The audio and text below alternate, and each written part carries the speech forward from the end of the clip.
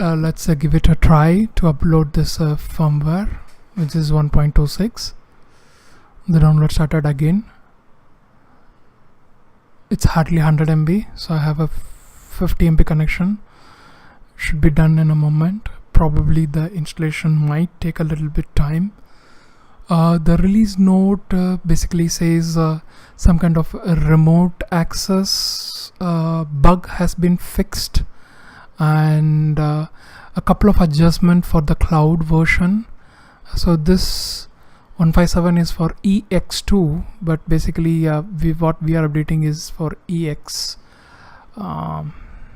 This is EX2, and what we are basically updating is the EX2 Ultra, which will have a version of 126, and basically the release version says a similar update like resolved security vulnerability related to remote access, improved MyCloud connectivity across MyCloud web, mobile and client apps. Let's see what is the status. Like, it is upgrading. It says don't unplug the device, like the firmware upgrade is main, which should not be interrupted in between.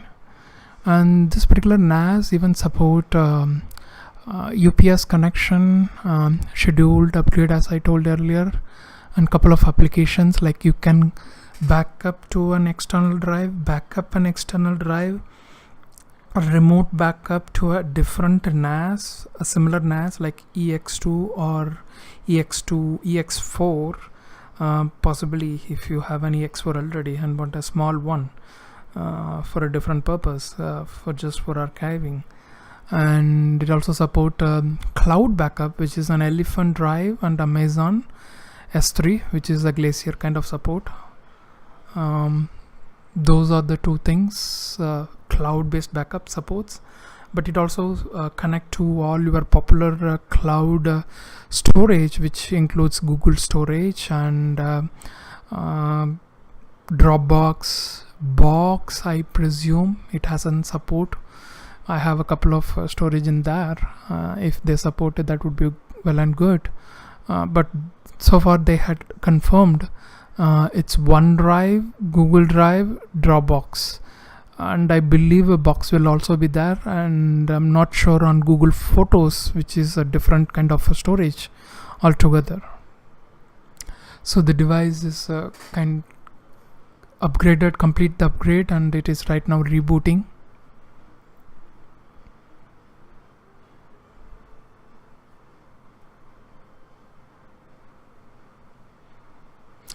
I can see the power LED flashes to blue and then orange, and the orange came back to blue and blinking. The hard disk 1 is gone, hard disk 2 is also gone.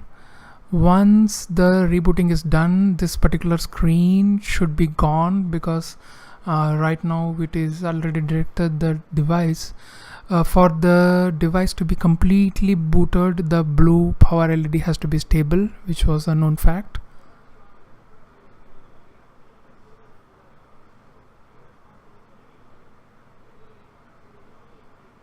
It also does a backup of your computers, like you connect a computer and you can do a network based backup, like image backup especially, which would take a lot of time, I guess, but still you can initiate it and put a like weekly or monthly backup, so that just in case if your system fails, you are good to go with restoring it from the network drive, provided the system storage doesn't exceed. In my case, I have a 6 TB of storage, like a 2 TB each, but when I do a system restore, it hardly takes 2 TB along with my SSD, which is a 120 GB, so I should be good to go for a 2 TB. But since I have it configured in such a way that this particular is in JBOD, so I can't do it. Maximum I can do is a SSD based backup. It also supports sync, like you can specify a folder to sync it on a periodical basis. You can run cron job. If you're good enough with the Linux, you can do a lot of automated things like doing a daily schedule. So right now it is done, and it is prompting for the password.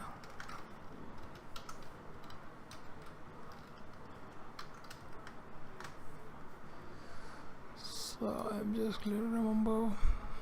Right now it's inside and it is done.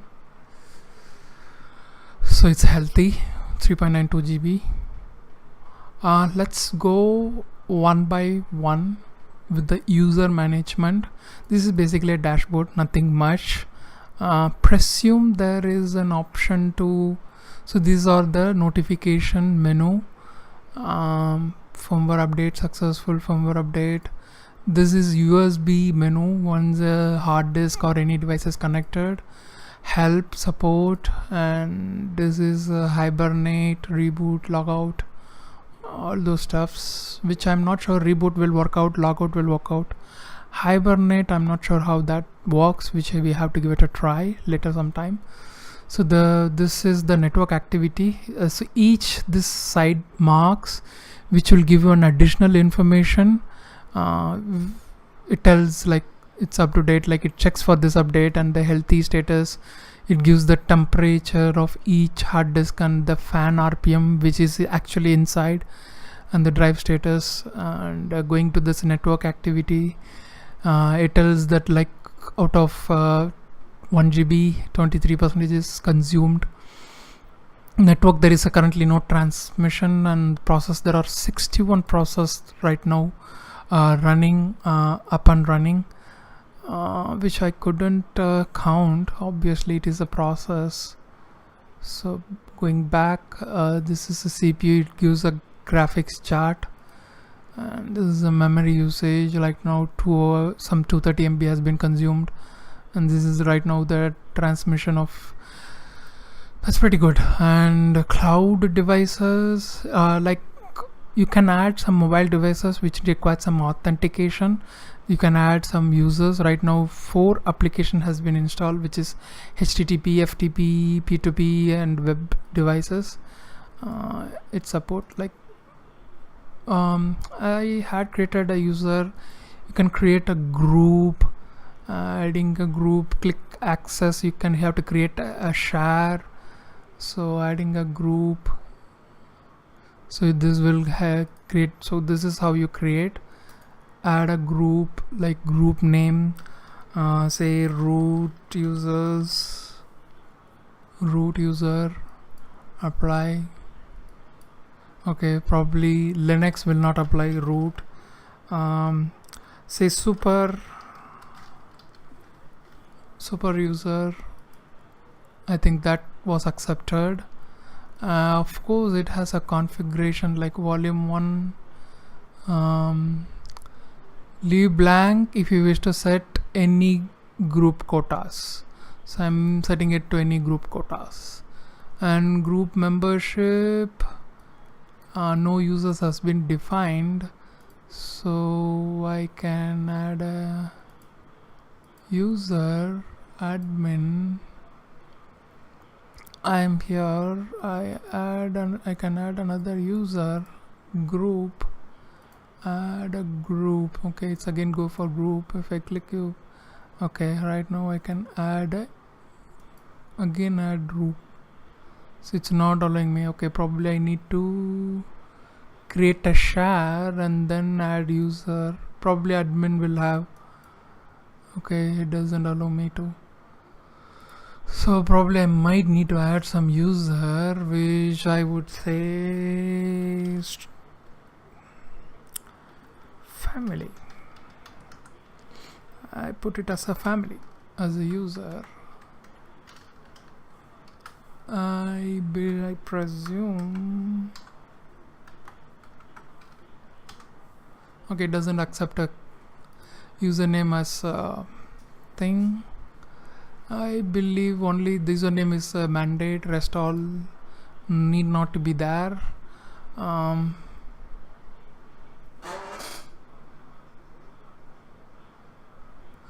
Okay, I would say password could be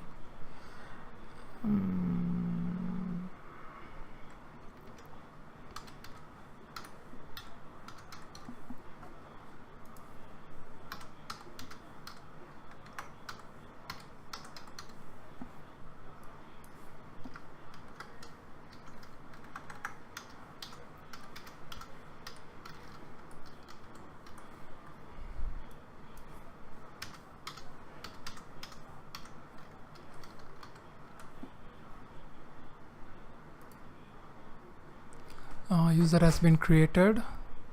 So right now family is there. It can read write in group super configure. I can add right now. It is allowing family and public smartware. Okay, I need to create a share, which comes to the second part. This is how you create users, which you need to admin is a default, which have access to everything. Change access to share, which will go. It's help menu basically. You click up and going to share. You have a family. So public, obviously they have access to public. Recycle bin is enabled. Media streaming is done. Share description home. You can put it as home. Okay, and the usage is right now 4 KB. FTP, these need to be configured to be done, or I will say share description as media, apply, family, public, guest, I would say guests, okay, guests, public, media streaming, ops log, usage, apply, smartware, time machine, not necessary. So next we go to the cloud access, manage cloud access. Okay, again it goes to the same. So wherever you click here, it goes to the same thing. So this cloud access is nothing but a mobile based access. When you get a code, you can connect it, and it requires a 48 hours before you need to access it. Enable it in the mobile, which we'll do later. And this is USB backup, remote backup, which I told you, to cloud, internal backup, as you can create a job, and cloud backup between devices. And it's also about Elephant Drive and Amazon S3, which is a Glacier support. So once you create, like, you can queue it. Camera backup, it's interesting. Probably you need to connect a camera via USB to one of the port, and it, once you click copy, it will do the copying thing. And transfer mode would be copy and automatic transfer. Yes, we can enable that. Folder option, USB, okay, that should work out, I guess. But public, I don't think public would work out. I can put to public, no. Okay, I will put it to family, new camera.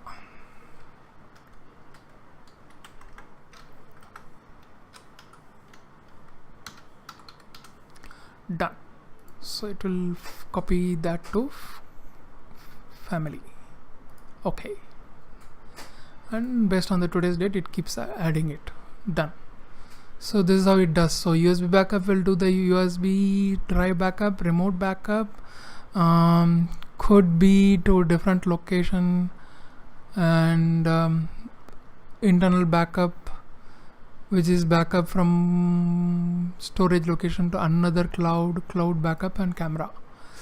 Coming to storage, as we saw this earlier, discuss status, iSCSI, write note on enabling, and volume virtualization, map you or iSCSI target and present them as a volume on your MyCloud.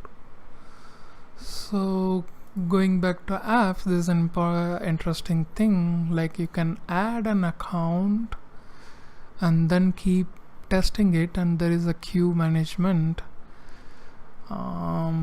which works. I presume same thing for FTP. Create a job which will allow you to add an account, source folder, destination folder, done. Recurrence, interesting options, I would say. Like you can create an account, you can download entire directory, presume that if there is a file lock or not, that is has to be tested, which we'll do as a separate video. And this is a peer-to-peer.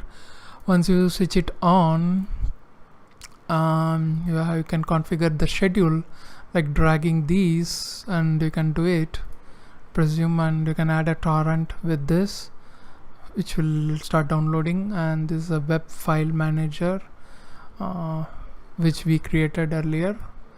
Coming to the settings, this is general settings, which the serial number, all those stuffs it will show, like time, cloud access enabled, US content availability, enabling it, taking time to update the settings, dashboard, outside your current remotely. However, it is also to increase the risk of unauthorized access to enable it, not a problem.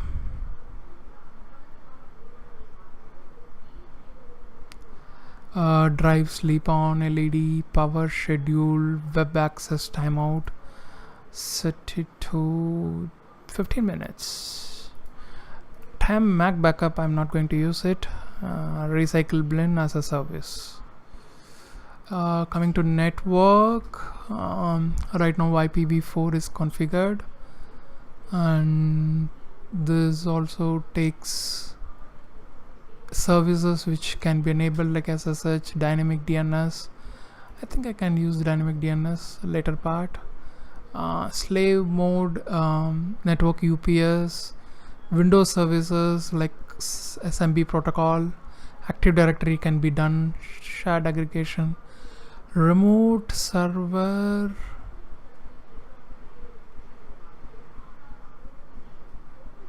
okay, remote backup basically, and you can also do a port forwarding. That comes for network. And media streaming, enabling media streaming for the system. Take a little time to update. Right now there is no data, so it can done in matter of minutes. iTunes, I don't have a database, so I'm turning it off. And utilities like quick disk test, system log, extended logging, system right now not required. Flash, system LED, not required. Restore to default system configuration, save it for now. Just an 8 KB file, not a big deal.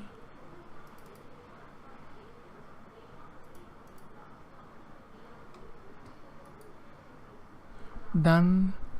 Hibernate, device uptime so far 40 minutes, and hibernate, reboot, scan disk volumes, volume wise. About ISO mount,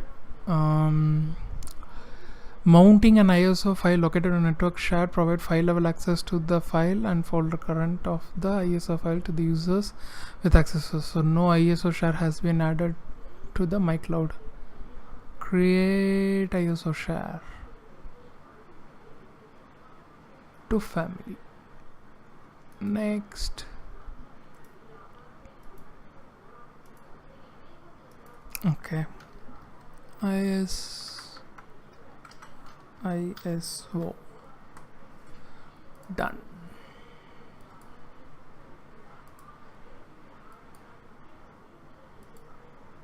Okay, I need to have an ISO file to share it. Okay, done. Create ISO image. Oh, okay, I can mount an image and then do something on this.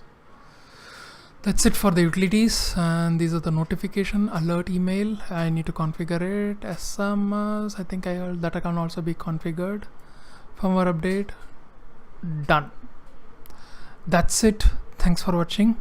I will be back with especially app section. We have not gone much since. Okay, so this is the additional app session which I missed. So these have a very limited applications which you can install from here. I wish to do Dropbox, that's one of my favorite, and probably Plex server, and I think there is a built-in download, I think a torrent downloader, but still transmission works in a bit better way, I presume, but rest all not much of my requirement. So it initializing and right now downloading the Plex media server. with which itself is somewhere around 90 MB, I guess, which I had downloaded it a long time back.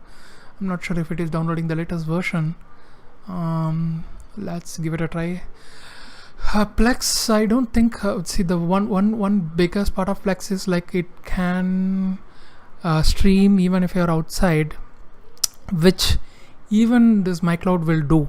But I have not much into Plex. People use Plex for different purposes. Like they can store it in the cloud and access it, or remotely access it. Multiple devices can access it at a time, and transcoding, it's a bit of a part. I don't know whether this particular device is capable of more than 180p.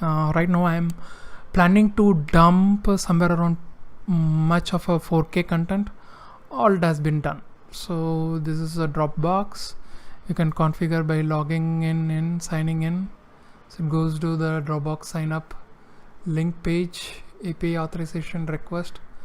I presume it has a login, so I think this should work instantly. So done. See, I have it instantly connected my Dropbox. So sync interval, I can put it every 5 minutes should be fine. Selective sync, I think it can take a complete data, only 10 GB file. This is media server, which you can configure it. I agree.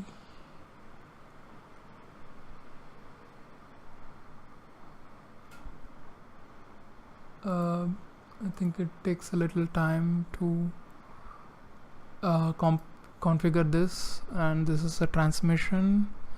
I think it works on one version, which I'm not sure if this is the latest version. I think this will give me an update on which version it is about. So it is latest, 2.8.4. so this is a good torrenting thing, which you can keep adding multiple at a time and remotely monitor even with some apps, which I'm not sure on this particular built-in version. Okay, again, thanks for watching. It's a big video, and I'll be coming back with in furthermore if you have any queries. Thanks guys, thanks for watching.